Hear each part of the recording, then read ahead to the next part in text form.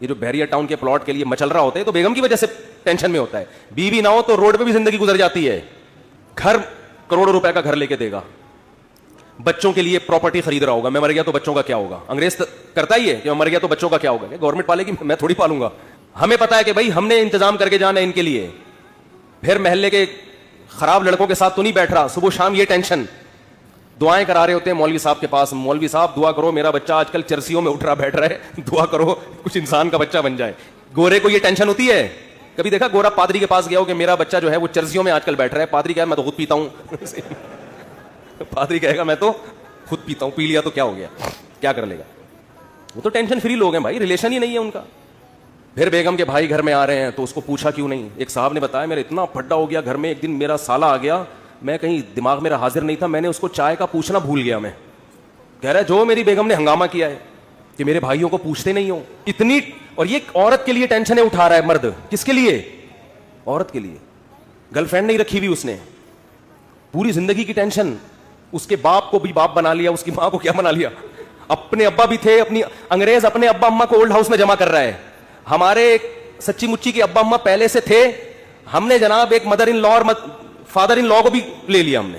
وہ کہہ رہے ہیں ہم ایک باپ سے تنگ ہے, تم دو باپ پال رہے ہو یار. اور میرے فلسفے پر عمل کرے تو 5 باپ, اگر میرے فلسفے پر آ جائے 5 عدد مائیں اور 5 عدد باپ, اور ہول سیل کے حساب سے سالے. سالوں کی تو کوئی انتہائی نہیں ہے نا. گرل فرینڈ کا بھائی آپ کے معاملات میں دخل اندازی بولو نہیں کرے گا کہ تم نے تاج اعظم کے مزار کا ٹائم لیا ہوا تھا, پہنچے کیوں نہیں. کبھی ہوتا گرل فرینڈ کا بھائی آپ کو فون کرے یار میری سسٹر سے تمہاری دوستی اور تم ٹائم پر اس کو دے نہیں رہے. اس لیے گورا گرل فرینڈ رکھتا ہے, مسلمان نکاح کر کے ٹینشن لیتا ہے. جب آپ نے نکاح کر کے کسی عورت کو گھر لے آئے, ٹائم پہ گھر نہیں آ رہے, سالے کا فون آئے. سبھی تو اس کو سالہ کہتے ہیں, کباب میں ہڈی. سالے کا فون آئے گا تو آدمی جل کے کیا کہتا ہے سالے کا فون آ گیا, کہتا ہے نا, تو سالے کا فون آ گیا. میرے سامنے جھگڑے آتے ہیں, لوگ لڑ رہے ہوتے ہیں اپنے بہنوں ہی سے. ابے ہم نے تجھے اپنی بہن اس لیے دی تھی کہ تو ٹائم نہ دے, تو سارا دن گٹر کے ڈھکن پہ بیٹھا رہتا ہے باہر, 2 بجے اٹھ کے آتا ہے, اس لیے دی تھی. لوگ کہتے ہیں نا. یہ ٹینشن بھی کون اٹھا رہا ہے؟ مسلمان مرد ہے بھائی.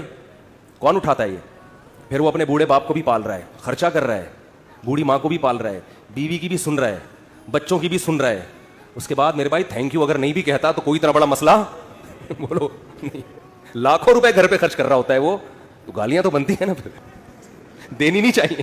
ہم جس ماحول میں رہتے ہیں مسلمان کا بہت بڑا ظرف ہے, وہ ایک عورت کے لیے بڑی قربانیاں دیتا ہے, بڑی اس کو عزت کے ساتھ گھر میں لے کر آتا ہے. اس کے بچوں کی کفالت, اس کے باپ کو عزت دینا, اس کے بھائیوں کو عزت دینا, اس کی ماں کو عزت دینا.